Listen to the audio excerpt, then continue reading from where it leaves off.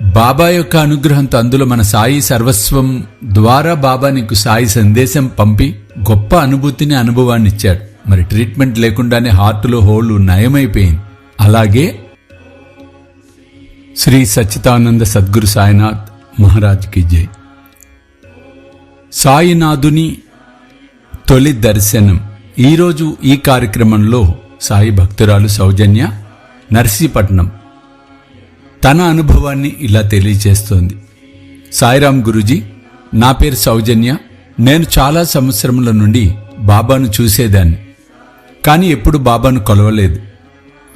కానీ ఒకానొక రోజు 2019లో జనవరి 5వ తారీఖున సాయి సందేశం యూట్యూబ్లో మన ఛానల్ని చూశాను.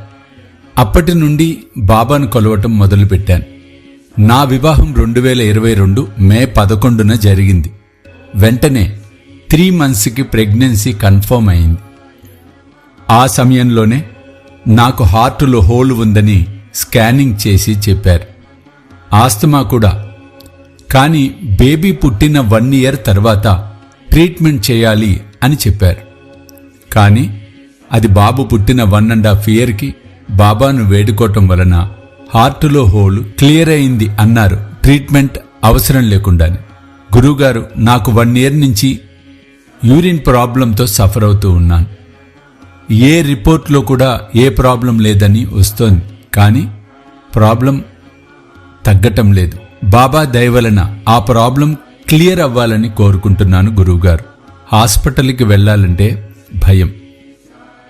సాయిరామమ్మ సౌజన్య, బాబా యొక్క అనుగ్రహంతో అందులో మన సాయి సర్వస్వం ద్వారా బాబా నీకు సాయి సందేశం పంపి గొప్ప అనుభవాన్ని ఇచ్చాడు. మరి ట్రీట్మెంట్ లేకుండానే హార్టులో హోల్ నయమైపోయింది.